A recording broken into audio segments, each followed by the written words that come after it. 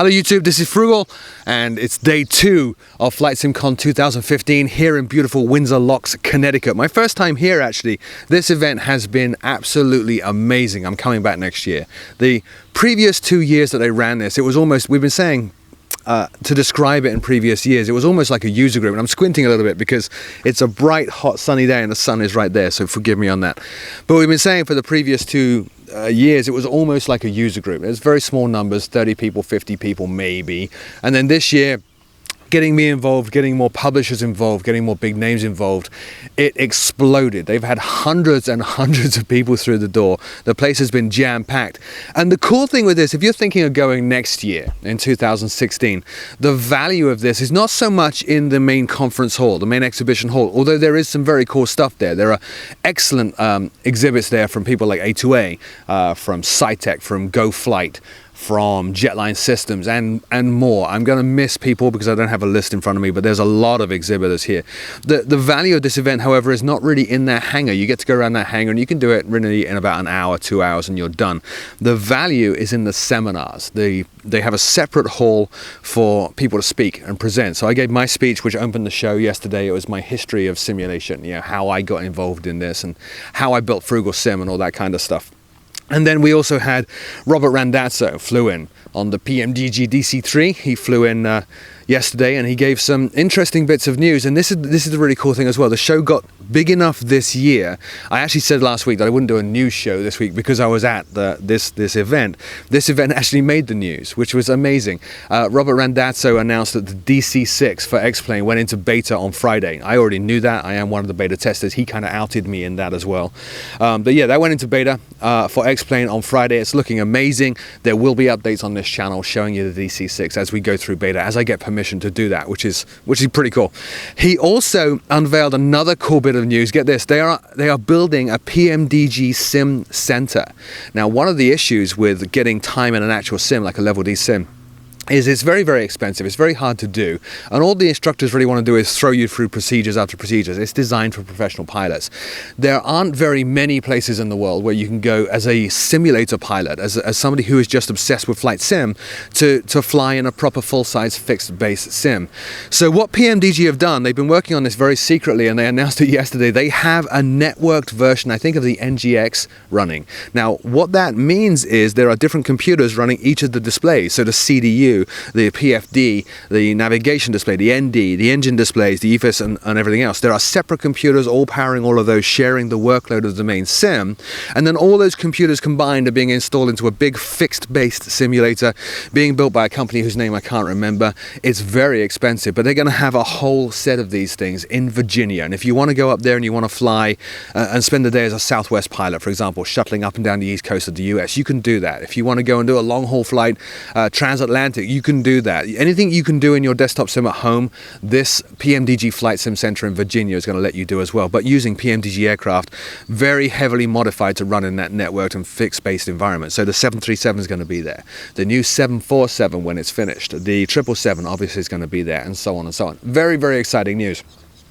Next bit of exciting news kind of came out of my presentation. I'm good friends with the guys at A2A. Loved their products, loved those guys. And they reached out to me before I gave my speech and said, Pete, do you want to announce a new product? Now, I knew they were working on a military aircraft. I'm not sure if you guys know the military aircraft, so I'm not going to say its name just in case. I knew they were doing that. And they had actually told me at Sun and Fun earlier this year that they were doing a GA aircraft. And yesterday we got to announce it, which is the Comanche. So this is A2A's sim version, AccuSim version of the same aircraft that Scott Gentile actually owns and flies. So A2A actually own and fly themselves. So they have an intimate level of knowledge with the aircraft. They own it, they live with it, they maintain it. They've spent a long time working with this aircraft, and now it's available, or going to be available next week. So hopefully by the time even that you might see this video, it's going to be available for FSX and prepared using the same licensing system they've done for the other AccuSim GA aircraft, like the 172, the 182. So you'll be able to buy an FSX version or a prepared version, or bundle the two together for a discount. I don't know the actual prices, but it does look amazing. And I was speaking with Scott and Jake yesterday. They told me it's the best, most complex, most detailed GA aircraft they have ever done. And you know when A2A say that, they actually mean it. So very excited. That's actually on the show floor here, and I'm going to go fly it today. So hopefully we can get some footage and you'll see it. But I'm actually going to spend some time flying that aircraft today. It looks amazing. Scott's personal livery is actually included as well. So there's going to be a few liveries in there, like the typical red one, the blue one, and so on. And then Scott Gentile's A2A's own Comanche livery is in there, which is going to be cool. Carrying on with the presentations, I think the other cool thing is the amount of people and big names that got involved in the presentations. As I said, I did the keynote. Following that, Robert Randazzo did his update on PMDG. We had a panel covering the future of flight simulation, which was just really generic questions, I guess, about where is flight simulation going? What's the best platform to use? The answer to that is there isn't one. And I was on that panel. Robert was on that panel. Winifred Dykman, who is the CEO, many people don't see him around. He's not very visible in the community, but he's the CEO of Aerosoft and has been since 1991, I think, a crazy amount of time. He was there giving his views, which is incredible. Austin Meyer, the creator of X-Plane, was in the audience. Austin Meyer is actually speaking today in a couple of hours. He's doing a presentation all on his own about the future of X-Plane, which I'm hoping to go to. So some huge names in the business. Bill Womack is here. I think he was on the panel. I'm not sure. It's kind of a blur, but Bill Womack was here. The other cool thing is just looking around at the people wandering around the show as well. There's a lot of key influential people that you can just go up and grab and ask questions of. So Amy Sanjari, who is the FSX brand manager for Dovetail, is here shaking hands, answering questions, which is damn awesome. Her boss is with her as well. Who else? Tom Kyler is here. Tom Kyler is the lead developer for IXEG, developing the IXEG 737. Now, cool thing with the IXEG 737 and that IXEG team is that he's here actually working. So he's just going to find a corner in the booth and just write code for the IXEG 737. If you want to see the aircraft, you just wander up and say, hey, show me the aircraft. This is a highly anticipated X-Plane aircraft. So many people are just dying to see this thing. And if you would come to the show, you can see it. There's footage here, hopefully, of me actually looking at that. Philip, the guy from Flight Factor who did the 757, the 777, he's here talking about his new aircraft as well and just hanging out and meeting people. It is a spectacular event. But I think probably one of the coolest things about this, and I always thought this was cheesy before, you hear people say that these events bring people together. It's nice to bring people in that community together and meet other simmers. Honestly, call me a bit of a cynic, but I was never really into that so much. Now my mind's changed. Meeting people here, I've seen a lot of people with handicaps and with disabilities, and seeing those guys able to just be level with everybody else. The disability doesn't count. The handicap doesn't count once they get in a simulator. I met a cool kid, the coolest kid in the world. His name is Robbie. He's got cerebral palsy, which makes it very hard for him to speak and very hard for him to have control, motor control of his hands and things like that. And he actually flies on VATSIM. And it was really wonderful to hear his mother talk about that. He has 4,000 hours with his virtual airline. I've never achieved that in a virtual airline. And flying is his life. And he goes on VATSIM and he puts a note in his pilot profile to say has cerebral palsy, and if you can't understand what he's saying, then drop him a text note. And by and large, 99.9% of the people he deals with, controllers and other pilots and so on, they take the time, they are patient, they understand what he's saying. That's a wonderful thing I think about our hobby, is it creates a level playing field for everybody. It doesn't matter what your ethnic background or your physical condition or anything like that. It's a hobby we can all enjoy, and we can all accept each other for what they are, which is simmers, people that enjoy the same passions we do. So it was great spending time with him. Actually went flying with him as well, which was the coolest thing. This guy knows how to fly. He's a 16-year-old kid with severe physical disabilities. And I don't mean to labor the physical disabilities, because I know people who have something like that, like you, just kind of see past it.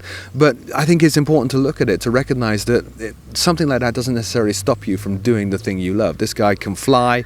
I think an air conditioner just started. He's very passionate about what he does, and it was cool to meet people like that and other people here in wheelchairs with disabilities as well. It's wonderful to see the unifying nature of this simulation hobby of ours.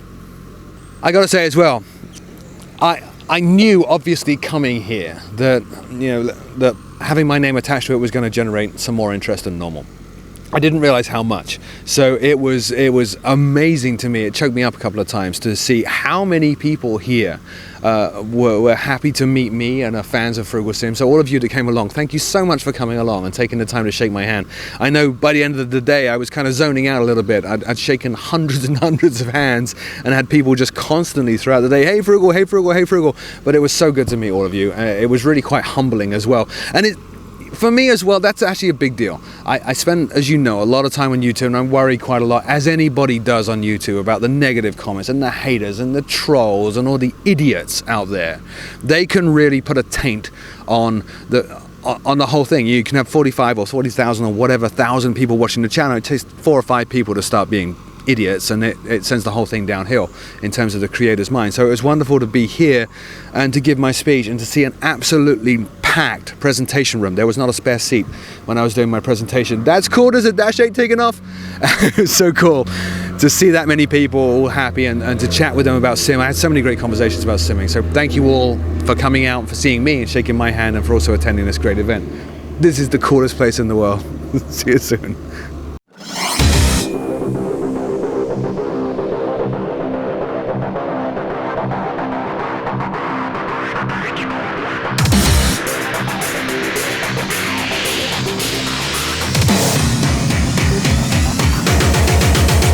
Tony Varela from GoFlight, how you doing? I'm doing great. Thanks, Pete. How's the event been? It's been a good show. Good show. A lot of people coming out. Good turnout, more than what we expected. I think heard some good numbers. Is it like 300, 400, 500 or something crazy? I heard it was 300 yesterday. Richard Benedict's my colleague at PC Pilot. How you doing? It's the first time we've met. First time we met, yes. Just at this show. You had a good show?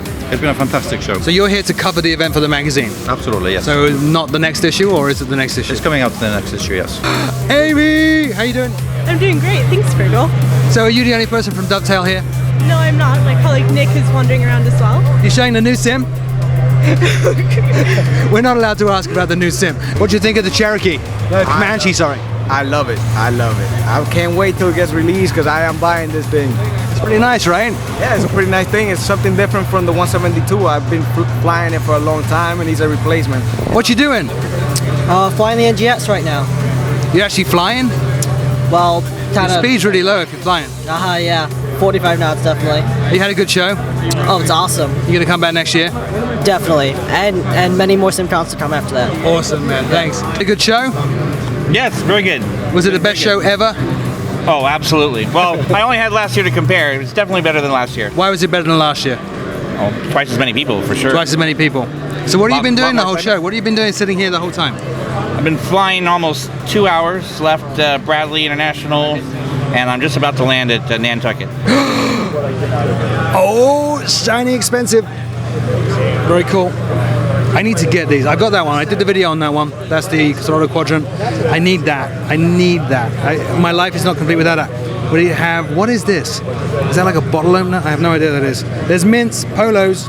It's the one with a hole in. Right. So I'm here with Jetline Systems. Hey, Greg. Hi, you doing? Froogle. How's it going? What do you do?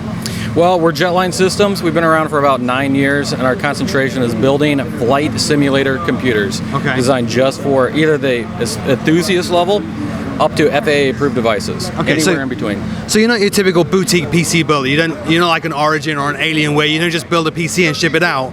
There's more to it than that, right? A little bit more than just that. Like about 3 days of flight testing with the application that you're going to use, X-Plane, FSX Steam Edition, or Prepared. Right. So the real concentration, obviously, performance, but also support, not just for the computer system, but for the add-on software that you're going to use. Right. Now you also do other things as well as the PCs, like the solar panel that's right behind us.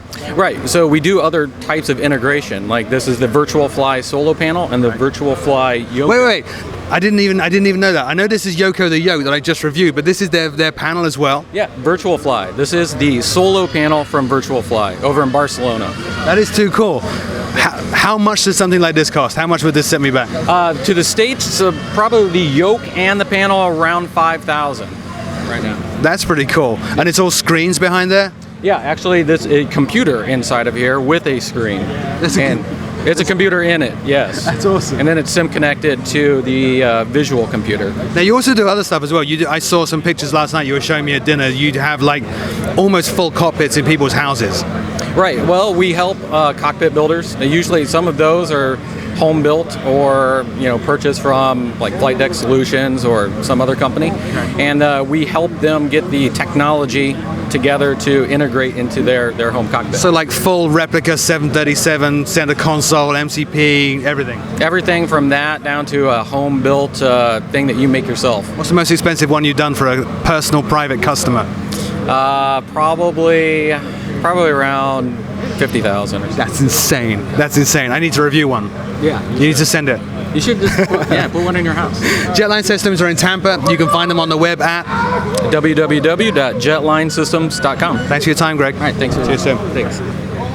All right, so we're here with Tom Gavin's Cessna Cutlass RG2. You built this yourself? Yes, I did. How long did it take you? I am 4 years into the project so far with a guesstimate of 2 years left to go. Why did you do this? I call it a hobby. My family calls it my obsession. So I've been a simulation enthusiast since about 1982 when I got a Commodore 64. I seen that running Sublogic Flightsimcon 2 over there. Yep, and that is the original. It's the same hardware and software that I flew on back in 1982. I've enjoyed it ever since. Very cool. So what's the sim powering this? This one's running on FSX. Okay. Yep. Just FSX, not FSX Steam Edition? Not Steam, just boxed FSX. Okay. So, you know. And can you use this for any aircraft, or is it tailored just to the Cessna?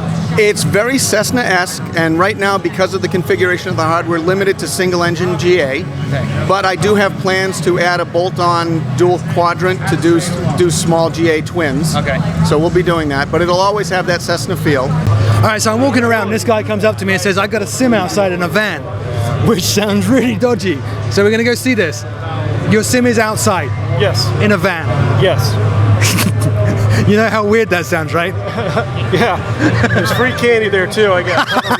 Free candy and puppies. Oh my God, he wasn't kidding. There's a sim in a van labeled airplane hangar. What? My friend Casey. Hi Casey, I'm Froogle. I can't shake your hand. I'm holding everything. Hamilton Island Airlines. Casey Hamilton Island Airlines and Nathan Palmer. All right, let's go and look at this sim in the van. Sounds dodgy. So here it is, sim in a box. That's amazing. You built this all yourself? Yeah, it's just a hobby. It's just a hobby. No commercial use or anything like that. It's just where I live, housing's really hard. So to have a place to have a man cave in addition to housing is a little bit even harder. So I got the idea to just do it this way. That is too cool. How long did it take you to build this? 8 days to build the 8 days? entire thing, yeah. You're joking. No, I had everything ready to go. I bought everything ready. And I basically brought I built up my sim over years, so I had most of the modules and everything. So it was just basically building the different box housing or whatever. There's more. There's a guest room. There's actually a guest room. That's the boy. Oh, hello, boy. Hello. Hello. There's a guest room. So you can go off the grid because I got the generator here. It's got a generator there, so we can. 42-inch screen. I fly drones. You fly drones. Yeah. So I can sit there and do a live video feed while I fly. Those are the different drones that I have and the RC cars. So this is all underneath the sim.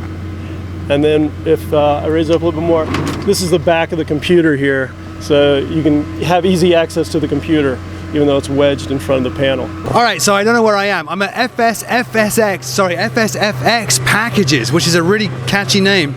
FSFX Packages, that's hard. Who are you? I'm Frederick. I'm responsible for communication marketing at FSFX Packages. Okay, and who are you? I'm the owner and programmer for FSFX. So what is this? Basically, it's FX package, visual FX package that we make for Flight Simulator. We got 2 packages right now. The first one is 777 immersion, which basically enhances. We got wing condensation, we got engine condensation, so on and so forth. And the second product that we have is Precipit FX, which basically changes the default textures for rain and snow textures. This is the main thing it does. So no longer you have to have the wrapping effect of rain when you're taking off, so that's amazing.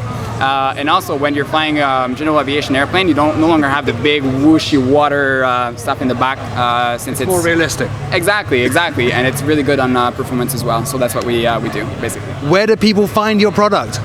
We can find it on our website, fsfxpackages.com, or you can also find them on some markets right now. Yeah. Okay, sim markets. Yeah, exactly. And what's the price? For Precipit FX, it's 13 US, and for 777 immersion, it's 24 US. And is that just FSX or prepared as well? Or? It comes with a single installer for FS6 Steam Edition and prepared, and we're also working on the 320 by RSoft, which is going out by the end of June. Okay. Also working on the Q400 and the 737 by PMDG, which are also coming up in a few months from now. What's your name? Ben Adam. What are you doing here, Ben? I'm supporting the FSX-MP server. It's a multiplayer community with realistic air traffic control and piloting abilities. So not like VATSIM or anything like that? We are similar to VATSIM. Okay. So we're just a smaller community and more member-oriented. Okay. Have you had many people come up and express an interest? Oh, definitely, yeah. How many users do you think you picked up from the event? I don't know. Wait and see on Monday or next week. Yeah, pretty much. Well, I expect a bunch of people to be applying online, and I'll be accepting membership. Where can people find your service? What's the URL? It's www.fsx-mp.com. It's basically our server name.com. Very cool. And it's just FSX, or is it FSX and Prepared? Yeah, so we currently support the FSX Box Edition, and we're working on software to be compatible with the Steam Edition and also Prepared. All right, so I'm here with True Course. What's your name? Ray Bedard. Ray? Bedard. Bedard. So tell me all about True Course. What exactly is this? So a couple of years ago I started the company to help my students reduce the cost of flight training. Okay. So what we did is we created with Prepared 60 missions, and then also to support that 60 briefings and 60 videos that explains to students how to be better prepared for flight activities. So it's a basic flight course, basically? It's a flight course like no other flight course. Like a PPL course, but in a sim? Absolutely. It's in the sim, a PPL course, and we're going to start the IFR probably in September. Okay, and this is something that people can sign up for now, or where are you at in terms of its launch? We just finished the product. We're ready to go. So as of basically today, we're launching the product at tcsims.com. Evan, how you doing? Great, thanks. How are you? I'm good. You tired? A little bit. I'm exhausted. Yeah, I'm exhausted. I get that feeling. How has the show been? Incredible. I've been going around asking all the vendors what they think, and they're all saying it's the best one ever. It's very popular now. It's growing in popularity. They're hoping it's going to be a regular thing. Yes, and it will be. I think we're hoping the same thing. For us, from 2 years ago when we had 15 or 20 people in a hotel room to this, is just spectacular. We're so happy to be here and to see all the support from folks like you and from the great vendors that have been here throughout the weekend. What were you recording? We're recording. We're looking at the Comanche. This is the Comanche, right? Yeah, as far as I'm concerned. How long has this been in development? A month or two after the 182 came out. That long? That long? Yeah. And it's the same high fidelity as all the other GA aircraft? Even higher. Even higher. Every airplane. So what's so special about this then compared to the rest? Since it's Scott's airplane, the owner of A2A Simulations, we've had more opportunity to test fly it, make sure it flies exactly by the book. We've also gotten more in deep with the Macaulay wood composite propeller, the MT wood composite propeller, and the Macaulay aluminum propeller with the vibrations and stuff. It's just like every other airplane. There's always something new, and it's just better. Just better. It's just all around better. This is what showdown. It's like dun, dun, dun. Oh my god. Did you want me to do that voice for you? I can't now. My voice is all cracking. Does it? Nope, I can't do it. DeAndre Newman from Air Daily X. What was the highlight of the show for you? The highlight of the show for me, I would have to say, was the panel. That was a lot of fun. It was great being there and seeing. Number one, I thought I was too inferior to be there. And the whole way before the conference even started, I was thinking, wow, they're probably going to put me somewhere between Rob and the CEO of Aerosoft, and I'm just going to be there like Mr. Bean in the chair, just like, wondering, am I like way out of my league here? And sure enough, that's exactly what they did. They had me down there with those two, and I'm like, wait, I was just joking. I didn't think they were actually going to do that.